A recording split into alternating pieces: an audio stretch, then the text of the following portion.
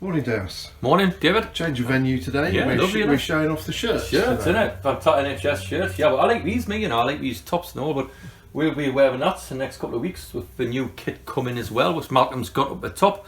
All looks very good, doesn't it? A lot of names on there, a lot of names. Yes. Including mine, including yours. Yes, mine's there and my wife's. Yours, Daniel? Very good, well done. Good. Let's go back to last Saturday. I was privileged to be able to come and watch training and take some photos. Yeah. What did you learn from training last Saturday? That was short of numbers. We're short of numbers, and we're doing it. But we've got to do it the gradual way, which we're doing. That's what we're doing, and very enthusiastic about it as well. But we are short. We have started training a little bit earlier to try to get the lads in shape for what we need. Our lads aren't getting paid at the minute. You see, we're not getting, because of the COVID thing. We're going up a certain way and paying them 4 weeks, whatever, before the season starts. So really, our lads are voluntary as we speak. So there's not been many of them clubs about, to be honest, in our league. So we're trying, and the lads have been unique. They've been very good. I learned that the fitness levels are fantastic. I learned that the short and the standards and training were very good. I really enjoyed being there. Loving it at the minute, being out with the lads again. So is Ian, who's obviously puts on excellent sessions, and Martin. So we enjoy being out there again. So I learned that the biggest thing I probably learned was I'm best off being on the training ground with the lads and managing a football club. The rest of the stuff with COVID's been very down in it, so it's great to be back. So it's very good. Yeah, I think that's worth repeating that actually. And fantastic credit to all the boys turning up for training. They are not getting paid until 4 weeks before the start of the season. That's right, and that's what we're doing here as a non-league club, which is right. How we are as our football club, how we are today as our football club, and that's because we are fighting tooth and nail to try to get a side to stay in the league. Listen, I've been in the last 7 years. I've had a worldly heaven up, winning championships, playoffs, a lot. Like Kingston, Hampton here, and I know even the die-hard support on Murners Corner will see if we finish fifth on bottom. It's a brilliant, unbelievable achievement this year. We're not daft. How we are now as part-time, how we are trying to move forward. So I'm well aware where we are. In the past, it may have to be let's do it and build again. I always said that if we took a team down, I would be saying, I've said that. So I believe in the tank somewhere we can get a side together somehow and get a side. It's always get a side together. But what people got to understand, really, if you lose Luza and you lose Musa and you lose Heidi, Luza there, you're not going to get many better on Musa. I've said what I've said about Musa, and you're not going to get better on Heidi, who scored 16 goals for her. But if you place them as a part-time team, and the budget's what we're trying to achieve, and everybody's really fighting hard to get some sort of budget to compete in the league, then it's to go and do that what we were getting to go and get somebody else is going to cost double the money. And I think people have got to understand that, to be honest. But everybody is fighting, everybody's having a go. But at the minute, we have got COVID issues. The whole world has. What if it did go wrong next week? The players can't get paid, but not stop getting paid. So we've just done a thing where they'll get paid in a couple of weeks. So credit to them coming in. We've bought into it. We've signed contracts. We've signed the deals what we sort of done to them. So that's where we are at the minute. Very difficult, very hard, but everybody's trying to fight raising money and coming in. I had a fella who doesn't want to be near the game come knocking on my door and said, Dowse, I'll stand behind your dugout. He says, you're more entertaining the game. And all that, yeah, that's £500. What a lovely gesture. We had that couple who we met who's give £5,000. Yeah. What a lovely thing to do. So we're all building and trying to do everything we can for working to keep them in the National League, because the year things I've had over the last 5 or 6 years, we're in for our toughest time, we're in for our toughest season. We need everybody rallying together, but there'll be nobody in a tougher position than us. And that's just not how we're defeated out of it. It'll be a hell of an achievement to finish fifth top, and for the first time in my career, I've got to admit that. Right.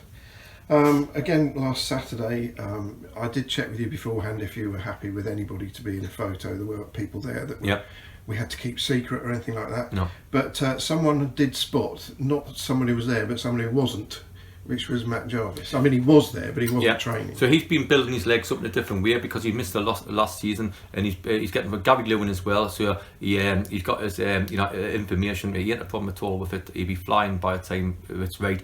You got to remember he's missed a lot of football. We've got to get him right in 6 weeks' time. We've got 6 weeks. We're 6 weeks away. I look at the team. At the minute, it's hard getting 22 players together and all that. But we will do, and when we'll have a trial list and build that first win. There's a couple of signings in the pipeline, what we're working on, and we'll probably have a little bit of a relax. And so I think everybody's just got to be patient. More than anybody, I'm a very impatient bloke. So at the minute we've got a few signed up, and we'll get a couple more signed, and we'll build from there. But Matt is one of them we need. If we are going to compete, we need him. So not Batman Cotton Wool, because I would never do that to any player. But I need to say, listen, we said we were going to start in a couple of weeks later. We're starting early. get your rehab done properly, because I don't want 2 weeks before the start of the season saying, oh, I should have sorted this problem out and all that, I can't be doing that, so all these little injuries, he's old enough to know what it was. It ain't a serious thing at all. He'll be a first in the team sheet in the first game of the season. That's how confident I am. Okay. And another name that's come up during the week in a local paper somewhere in the West Country, I think, was John T. Smith. Yes, John T. I believe he's going to sign. That's what I believe. He's at St George's at the minute, getting rehab again, because if you notice, he played for Cheltenham, started for Cheltenham in the semi-final. He's turned us down 3 times, him, just like Johnny Goddard. So imagine him crossing the balls and hitting him in, or whoever. So he's up at St George's now, doing getting himself properly fit for pre-season, because again we were going to start a bit later. So he's doing mornings, noon and nights, which you can do if you're a PFA member. And I've said, listen, you do that for the next couple of weeks and get yourself properly strong to come back. He's got to get 25 goals this season if he wants to get a move. He's got a great personality about him, where he bought himself out his contract at Lewis to be a professional footballer at Oxford United. Yeah. Not many people do that, to be honest. We have had one in the past who did exactly the same, actually. Did he? Yeah. But not many will do it. Bought himself out of the army. That's right. This lad bought his contract at Lewis to go to Oxford. Brilliant. That's a great thing, what the lad from the army. So that's how much he wants to be a player. He's turned us down a few times because I like the way he plays, and I think he's got a goal in him.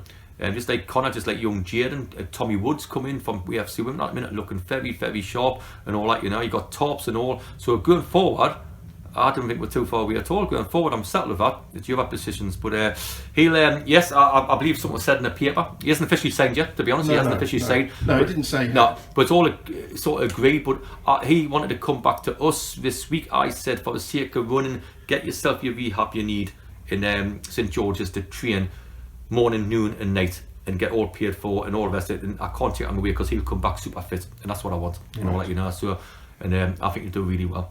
Going on that, I had a chat with young Jaden and his mum, dad, stepdad on Wednesday. That's going well as well. I think he'll sign on Tuesday next week, that's what I believe. He'll do that as well. He's got another good young talent, but that's all he is, a young talent. And I've told him that he's got stacks to do.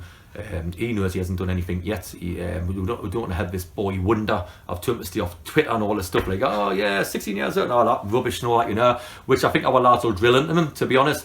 Will he get in his first team? I don't know. That's up to him. Will he get a chance? I don't know either. We'll have to send him on loan. It's up to the kid, but we can't I've got to score today, I've got to score tomorrow. We just got to let him relax and develop, and hopefully with a bit of love and care from us, to be honest. Who know the football scenario, you might get our love and care the next couple of years he leaves, but he's very, I want to do it now and I want to do it, and I think just relax and calm down, shut up and play the football. That's what he's got to do. Yeah. Training last night, not last night, Tuesday. Was that any different? There was a fair bit of emphasis on running on Saturday, which you have to do, obviously. And that was what enabled you to praise them so much afterwards, because they were demonstrating that there was a lot of very good fitness there. Good fitness. But Tuesday, was that different? No, so we're going to small-sided games, and like Ian took a great session there. I've done a more small-sided tackle shoot in the boxes, because that's how we play. We like to get the ball out way, we like to get all. We like to defend one box and we like to be exciting in the other. So it's just narrowing games down. So it's like blocking for a shot, scoring a goal. Ian's got his keep ball sessions over there to change pattern of play and things like that. So all the things were planned beforehand, go into all that, and stuff. So and we'll work together with Martin and Matt doing the goalkeepers.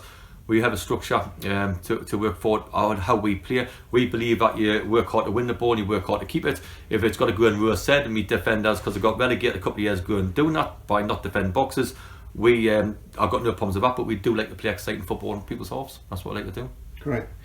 Let's turn to friendlies, and I know you want to have a general word about friendlies to start with. It is. We've got one today. We've got one tomorrow, where I believe supporters can come. Listen, the reason I've got to say this, because I can't have. I'm not an awkward bloke, and I tell the fans more than I should, I believe, even if I'm in a pub or whatever. Let's try to be, and somebody's a general go, Dowse, like that. I should ring us up and say, why did you ring and say? But I find it hard to keep things in. I'm that sort of bloke, like even in change rooms, I can't keep it in or talk to people. But I can't be done on friendlies, to be honest, because a lot of these things, the pro clubs who are playing have got to keep behind closed doors and can't say nothing. That's what they can't do, and I made a mistake last week. So we've got a couple of games there. Some people advertise that we're playing them, but I can't guarantee what team we're going to take. I really can't. So if we're all at the minute, we thought as a club, We've got Hamworth, who I've got a great young manager there, Simon Hockney, who's a really good mate of mine, really good friend of mine, good friend of the families. We're taking the side there with Paul Merson and his son and all the rest who will be there, I believe. And he's a good up and coming manager who should be managing higher level, in my opinion. So we're taking everybody there tomorrow, 22 players, trial us a lot, and we'll mix and match and use it as a training session. So, but their season starts in a couple of weeks. Ours have got 6 weeks ago.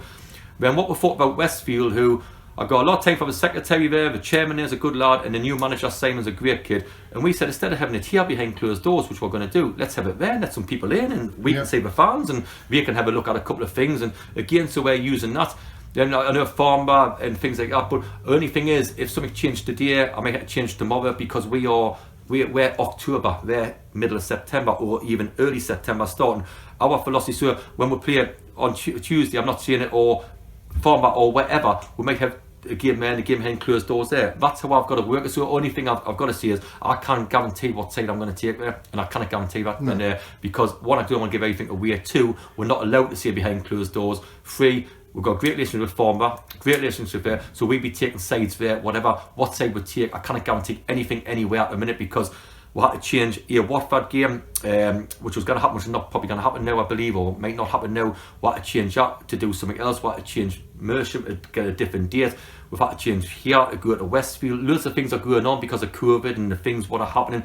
We've got to train instead of playing a game. So there's loads of things that we're meant to go to another Premiership club, which is now cancelled because we have changed it differently. There's loads, so I've just got at this minute, I've got to go day by day till somebody tells us differently. I just don't want to say we're going to take everybody to Westfield at the minute. We are. What if something happens, changes the day? It's just football how it is. So I just do it. I won't guarantee anything. I can't, because I'll be lying. No. Couple of things I think it's worth pointing out. Watford, of course, have just got a new manager, so everything's different there, depending on what he wants to do and his new staff, etc. So if that goes spot on, because we had, and Watford's a super unique club who we love. So we have said we can't do it next week. We might be able to do it week after, and if they do, I'll have to change something else there. It's this time of life where, because we are starting 2-3 weeks later than everybody else, it's hard, because the only people you play against is people in your own league or league down.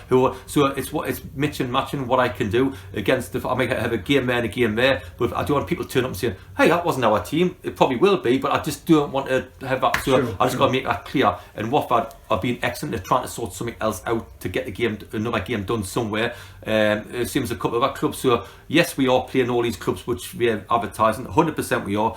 And yes, I know today, tomorrow, we got a game today, then tomorrow we are taking the same 22 roughly, give them 1 or 2 tomorrow. Then I've just got a plan from there. If I was a bet man, course, I think we'll be taking probably similar to Westfield. Then after that, we haven't got a game. I've got to plan that. So that's what it's, because of the COVID and everything else goes with it. Our ground, their ground, it makes all the sense in the world going to Westfield to let people in to watch. It makes all the sense in the world. You know what I mean?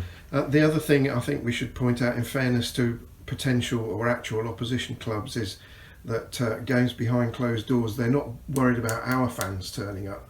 They're concerned that their own local supporters, if they're aware there's a game on, will turn up to watch. Which is very clever. I'm pleased you brought it up, because that's the main reason we wanted to get the game at Westfield, so some of our supporters can. I would like to see some of the supporters tomorrow come along. You can go first 150 people, whatever. That's right. Come along, and it'll be a good little game. It'll be players who you recognise who will be playing, like the Cases of the world, the Rossies will all be there and all that, but we're just short of numbers at the minute, and we're trying to work on that. Have a look at some of the traders who want to try to get in and all that, so that's where it is. So come down tomorrow and come to Westfield, great, but that's where it is. But you're right, it's like the other lot is the other teams what we're playing who are up there, we can't have anybody knocking on or stand on gates, or because if you get a crowd of people around the gate, that's again social distance and things like that. So we've got to go separately to game today. We've got to do the same again on against Westfield, where we'll get changed in Jeff Chapper's lounge and walk around, and so all we've got to do is we're all trying to work together. So we're doing things in line with Nick Davison's plan, and he's been spot on what he's telling us we got to do. Brilliant. I did have other things on my list, but we'll try and keep it sensible. But there is just one more I wanted to ask about, which is League 1 and 2, I believe, are discussing, or I think they've actually agreed on squad limits. Do you think that's a good idea? Secondly, have you got thoughts already about how big your squad is going to be? Our squad won't be very big. I think everybody knows that. Like I can't. I'm going to fight them on the beach like anybody else. The working fans are trying. The board are trying. Everybody's trying to come on. Let's have a go. But I've got to put the point out, hold on a minute, I said we won't get relegated here, and I'm going to have a go. But let's not get carried away about we lost some good bloody players and squad players as well. You know, I mean, if you look at the Pukas and the Shawns and all that, you know, and Lursas and things like that, replacing them on a part-time budget and a part-time players, that's going to be difficult. We've got to try to get a budget which is going to be worse than the league. Let's get the cards on the table, but we're going to fight and get that we are, okay? So the thing is, I know it's going to be we need everybody from a 12th man to money to investment to try to do that. But when you look at squads at the minute, we are very limited. We might have 8, 9 or whatever tied up, but that's not very good at this minute. But I'm 6 weeks away. I'll get that up. When more money comes in, I can get another player, and that's how I've got to do it at the minute. You know, I've got Kieran Nathan Dunn, hopefully young Jaden Dunn. But that's young lads who, you know, the other ones are young. If you look, say, and get 9 done, 2 of them are only 16, 17-year-old kids. So, you know, I'm meeting Jack Skinner in a minute. Hopefully he will as well, because I will like Jack. But that'll be the squad going up to 18. It'll not be like we can't go like everybody else who has 22 big hitters, full-time football. That's what we do. We can't do that. So we let another squad. It just makes it a bit more difficult. And I'm not saying, oh yeah, defeat his attitude, because I'm not like that. I want to win every single game. We want to shock the world again. We do like we did last season. We want to go up against it again. I'm just looking at what it is going to be a difficult season. This season, I can guarantee it, without throwing the towel in. I believe we'll stay up. I believe we'll get a squad who will compete every game, but I can't kid anybody out there. It's going to be a tough year. So are you saying that you're aiming for a squad of 18? Yes, that's what I would like, because it's going to be Saturday, Tuesday. So, yeah, and exactly. I will have to I will have to take a couple of gambles, and I will have to use the loan system the best I can, because in my own mind I'm thinking, yeah, starting at 12th, where 3 weeks later it could be something I could nick for free and things like that. And I talked about a centre half at West Brom who I might be able to have for free. Brilliant if I can, but that's talks what I can't do at this minute, you know. And finally, just to go back to my original question, what do you think about the concept of clubs being told you're only allowed 20, 21 players, 18, 19 players, whatever it is? Do you think that, I mean, the purpose is to try and keep it competitive and fair. But it's not going to be fair, because life's not fair. Football's not fair. Like, if you look at wage caps, are half a discreet fact. Like, the wage cap, what we're talking was double what we get. Kelvin went to the meeting and he come back and said, bloody hell, it's 900 grand a wage cap. So imagine what these teams are getting when we're half that, like less than half that or whatever. So it's one of them where but if I was Notts County and I was getting 6,000 people and I was Stockport and I had a big backer and I was a multi-millionaire, I'd be saying, hold on a minute, if I was and like doing a having or whatever, if I was them, I would want to pay the best and get the best players and win a league. So I don't think there should be any rules on squads. My opinion, it should be up to you as a club what you can do, what you can afford. We've got no debt here. You've got to see a fair player. And I would say we need a benefactor to come in, because how far can we go steal and steer? Or ever going to have a push for there? That's what my ambition is, of course.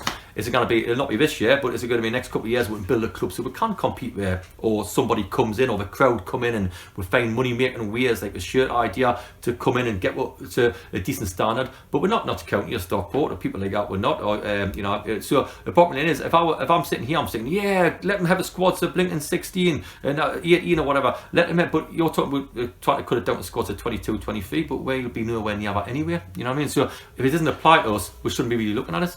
No, I just wondered what your thoughts were generally, because it is applying on the very next level up. I think you should even do what you want, because I mentioned about if these people are getting skinned, well, that's bad management up there. It is, and all of us said. But the bottom line is, we don't have big squads anyway. I don't like them. I don't like a lot of people sitting in the stand. I've never really had a lot of people sitting in the stand, either training before kick-off or with the bench. So that's the sort of squad I always have a small squad anyway. But if I was manager, not to count, and I'm not, obviously. But if I was manager, one of them big hitters, I would say, no, listen, I want this. I want to do 11 against 11 every day. If I want to pay $2 grand for a player, that's my choice. That and all that, So I don't believe in the wage cap, and I don't believe in things. I don't think that should happen. That's my opinion. Fair enough. Thanks very much. Pleasure.